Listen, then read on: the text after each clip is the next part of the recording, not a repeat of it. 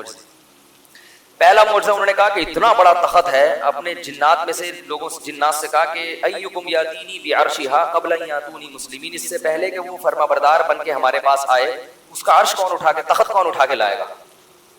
یعنی چونکہ وہ تخت دیکھ کے حیران ہو جائے گی تو مانے گی کہ بھئی یہ معجزہ ہو سکتا ہے, یہ کوئی ٹیکنالوجی نہیں ہے. تو یہ اللہ کی مدد ہے ان کے ساتھ. ایک جن تھا عفریت من الجن انا آتیک بہ قبل ان تقوم من مقامک, اس نے کہا آپ کی مجلس برخاست ہونے سے پہلے لے آؤں گا, مجلس برخاست ہونے سے پہلے لے آؤں. وہ تو پتہ نہیں کتنے مہینوں میں پہنچے گی, آپ کی مجلس ختم ہوگی اس سے پہلے میں تخت اٹھا کے لے آؤں.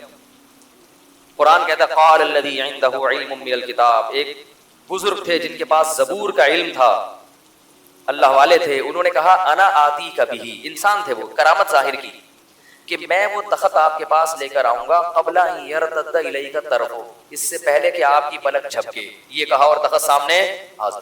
یہ کرامت ہوتی ہے, جو کرنے والا اللہ ہوتا ہے, ہاتھ کس کا استعمال ہو رہا ہوتا ہے, بزرگ کا. ورنہ کسی انسان میں یہ طاقت نہیں ہے کہ یوں کر دے.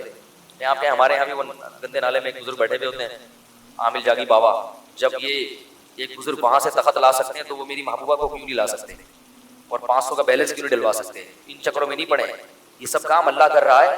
اور یہ حقیقت میں سلیمان علیہ السلام کا معجزہ ہے کہ آپ کے امتی میں ایسے لوگ ہیں کہ جن کے ذریعے اللہ ایسے کام کر دیتا ہے. اور اس سے بھی پتہ چلا کہ اگر کسی امتی کے ہاتھ میں کوئی کرامت ظاہر ہو تو اس سے امتی پیغمبر سے افضل نہیں ہو جاتا. حضرت سلیمان تو نہیں لا سکے مگر کون لے آیا. تو اس سے پتہ چلتا ہے کہ فضائل صدقات میں جو بعض کرامتیں ہیں نا, تو لوگ کہتے ہیں صحابی سے تو ہوا نہیں, ان کے بزرگ سے ہو گیا. تو یہ اپنے بزرگ کو صحابی سے بھی بڑا سمجھتے ہیں. کوئی نہیں سمجھتے. بزرگی اور برتری کا مدار اعمال پر ہے, کرامتوں پر نہیں. تو حضرت سلیمان نے جب دیکھا نا, ابھی کہہ رہے کون لے آئے گا, ایک دم حاضر, تو کہنے لگے ھذا من فضل ربی, یہ میرے رب کا فضل ہے. دیکھو اگر وہ ان بزرگ کا کام ہوتا تو وہ کہتے یہ اس کی کلاکاری ہے. واہ بھائی, کیا کہہ رہے ہیں, میرے رب کا فضل ہے. اس سے پتہ چلا کہ یہ اللہ نے کیا ہے, لیکن ان بزرگ کے ہاتھ پہ کیا اللہ نے. تو ان بزرگ کے ہاتھ پہ کیوں کیا, تاکہ ان کا بھی نیک ہونا ثابت ہو جائے, یہ ثابت ہو جائے کہ اللہ ان سے محبت کرتا ہے. تو اس لیے اللہ بعض بزرگوں کے ہاتھ پہ کرامات کو ظاہر کر دیتے ہیں تاکہ لوگوں میں ان کی مقبولیت ہو جائے. مگر پہلے اعمال ہیں, خوب یاد رکھو. کوئی کرتب دکھا رہا ہو, اعمال کمزور ہے تو اس پر یقین کرنا جائز نہیں. تو پھر اللہ سے دعا مانگی سلیمان علیہ السلام نے, اوزعنی, اے اللہ مجھے تو توفیق دے کہ میں تیرا شکر ادا کروں. کیسی کیسی نعمتیں دی ہیں. ادھر ہوا وہ جناب 2 منٹ میں اتنا بڑا تخت حاضر ہو گیا. ادھر وہ جناب چل کے آیا پورا لشکر ملکہ سبا کا. جب وہ آئے تو ان کو وہ تخت نظر آیا. تو انہوں نے کہا کہ سلیمان علیہ السلام نے اس سے پوچھا ہاکذا عرشک, تمہارے پاس جو تخت ہے کہیں ایسا ہی تو نہیں ہے. اور یہ بھی کہا کہ اس تخت میں نا تھوڑی سی تبدیلی کر دو. یعنی لوگوں سے کہا حضرت, کیونکہ بالکل وہی ہوتا تو دیکھتے ہی پہچان جاتی نا, تھوڑا سا کنفیوز کرنا چاہتے تھے اس کو, تو تھوڑی سی نا وہ نٹ بولٹ اس کے چینج کر دیا.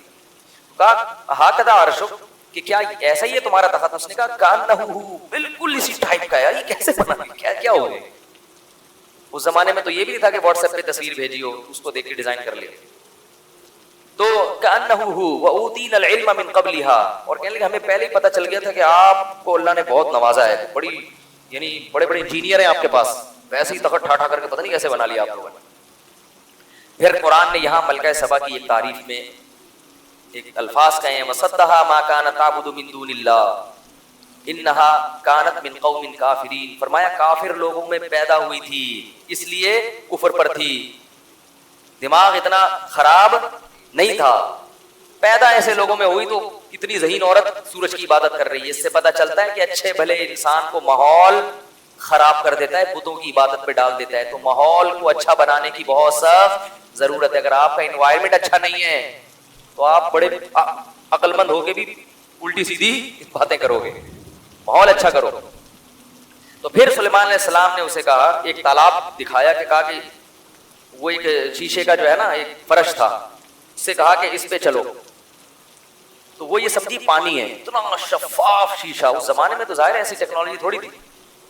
وہ یہ سمجھی کہ یہ کیا ہے, پانی, اور اس نے اپنی پائنچے اوپر کر لیے. قیل لها ادخل الصرح فلما رأته حسبته لجة وكشفت عن ساقيها قال انه صرح ممرد من قوارير. فرمایا یہ پانی نہیں ہے, پانی جیسا ہے.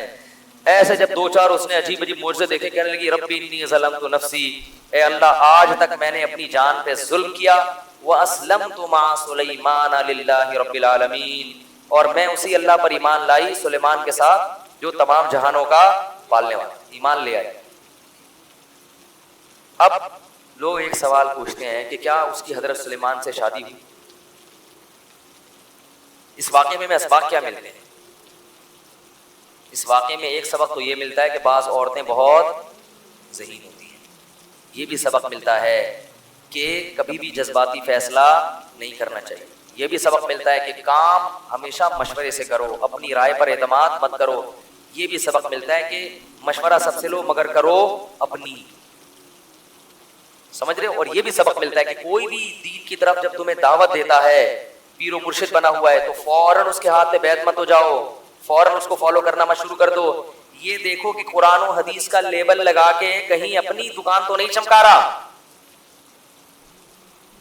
لالچی تو نہیں ہے، اور اتنا بھی کافی نہیں ہے، بعض لوگ لالچی بھی نہیں ہوتے مگر علم میں مضبوط نہیں ہوتے، اس لیے جان نہ یعنی اخلاص کے ساتھ گمراہی پھیلا رہے ہوتے ہیں، یہ بھی اس زمانے میں دیکھنا ضروری ہے، کیونکہ صرف علم یعنی اخلاص کافی نہیں ہے، مضبوط علم کا ہونا، تفقہ اور بصیرت کا ہونا بھی ضروری ہے۔ تو یہ ساری چیزیں، اور آج کل 2 نمبر پیر تو بہت ہیں، ان کو تو طریقہ یہی ہے کہ ان کو ہدیے دینا چھوڑ دو، پھر دیکھو وہ آپ سے تمیز سے ملتے ہیں کہ نہیں ملتے، ان سے بولو کہ حضرت ہدیے دیں ہمیں آپ، ہم نے سنا ہے کہ اس میں بھی بڑا ثواب ملتا ہے۔ ایسے ایسے پیر ہیں، میں بھی ان کے بارے میں بولنا شروع کروں گا دھمکیاں آنا شروع ہو جاتی ہیں مجھے۔ پچھلے سال ایک پیر کے میں نے پورا طبیعت سے اس کی طبیعت صاف کر دی تھی، ایسے خاندانی پکڑے اس کے پاس آتے ہیں، وہ دھمکوں کا نا پورا بزنس چل رہا ہے ماشاء اللہ، اور مجھے دھمکیاں ان کی آنا شروع، میں نے کہا چلو فی الحال تھوڑا سا ٹھیک ہے، ہم پولیس میں تو ہے نہیں بھائی، کیا خیال ہے، FIR کٹوا دی ہمارے خلاف۔ یہ جتنے لوگ بیان سن رہے ہیں نا، یہ بس مسجد میں آ کے پوچھیں گے آج مفتی صاحب کا بیان ہوگا، کہیں گے نہیں وہ تھانے میں ہے، چلو یار دعا کرتے ہیں جب نکل آئے تو ہمیں بتا دینا، ہم بیان میں حاضر ہو جائیں گے۔ یہ حال چل رہا ہے، اس لیے اتنا ہی کرو جتنا افورڈ کر سکتے ہو، اس لیے ہم نے کہا بھائی مبہم طور پہ بتا دیا جائے، نام نہ لیا جائے کسی کا، اشارہ کر دیا میں نے۔ اچھا خیر، تو جو ہے اس سے کیا سبق ملتا ہے کہ عقل مند تھی، کس طریقے سے اللہ نے اس کو اسلام کی توفیق دی، اور پوری قوم بھی اسلام لے آئی، پوری قوم اسلام لانا، یہ اس سے پتہ چلتا ہے کہ جو قوم کے اپر لیول کے لوگ ہیں نا، ان پہ جب محنت کی جائے تو محنت کم ہوتی ہے، اس کا آؤٹ پٹ نیچے ایک ایک کو پڑھ کے سمجھاتے رہو گے، اس سے بہتر ہے کہ تبھی نبی نے بادشاہوں پہ اسپیشل محنت کی، بادشاہوں کو خود بھیجیں، بادشاہ ٹھیک ہو جائے، اوپر کا طبقہ ٹھیک ہو جائے تو نیچے والے انہی کو فالو کرتے ہیں۔ اس سے بھی پتہ چلا کہ بعض لوگ علماء پہ طنز کرتے ہیں کہ یہ اتنے بڑے بڑے افسران سے کیوں ملتے ہیں، وہ نواز شریف سے کیوں ملے، وہ فلانے سے کیوں ملے، بھائی وہ اس لیے مل رہے ہیں کہ یہ صحیح ہو گیا تو اس کے نیچے سارے صحیح ہو جائیں گے۔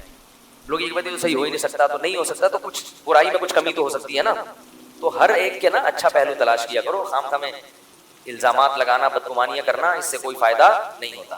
رہا یہ مسئلہ کہ ملکہ سبا نے شادی کی نہیں کی، اس کے بارے میں کوئی رپورٹ نہیں ہے، لیکن میرا ضمیر یہ کہتا ہے کہ یہ ہو نہیں سکتا کہ سلیمان علیہ السلام اس سے شادی نہ کریں، کیونکہ 100 بیویاں رکھی ہیں تو ایک ملکہ، اور وہ سلیمان علیہ السلام کے علاوہ کسی اور کے لائق، اتنی ذہین عورت، وہ بھلا ان پیغمبر کے علاوہ کسی اور سے کیسے نکاح کرے گی، اور سلیمان علیہ السلام بھی اس کی کوئی ایسی بے عزتی کیسے ہونے دیں گے کہ تو ایک ملک کی بادشاہت چھوڑ کر آ رہی ہے تو میں تجھے ملکہ نہ بناؤں، تو رپورٹ تو نہیں ہے میرے پاس، ٹھیک ہے نا، لیکن ضمیر یہ کہتا ہے کہ ایسا ممکن نہیں۔ ہم ہوتے تو ہم کہتے ہیں ایکچولی بڑے مسائل ہیں شادی میں، بچوں کا کھیل تھوڑی ہے، یہ ہے وہ، ہم کہتے ہیں کہیں اور سے شادی کرو، وہ بیٹھی ہوتی ہے اخباروں میں اشتہار دے رہی ہوتی کہ میں نے ملک مملکت چھوڑ دی لیکن مجھے کوئی بندہ کوئی بیوی بنانے کے لیے تیار نہیں ہے۔ تو یہ ہمارے مسائل ہیں، یہ اس دور کے مسائل نہیں تھے، یہ ہندوؤں کے سے ہم پہ ہمارے اندر یہ مسائل آئے ہیں، اس دور میں یہ مسائل نہیں تھے، پیغمبر نکاح کرتے تھے جیسے ہی نکاح کا موقع ان کو ملتا تھا۔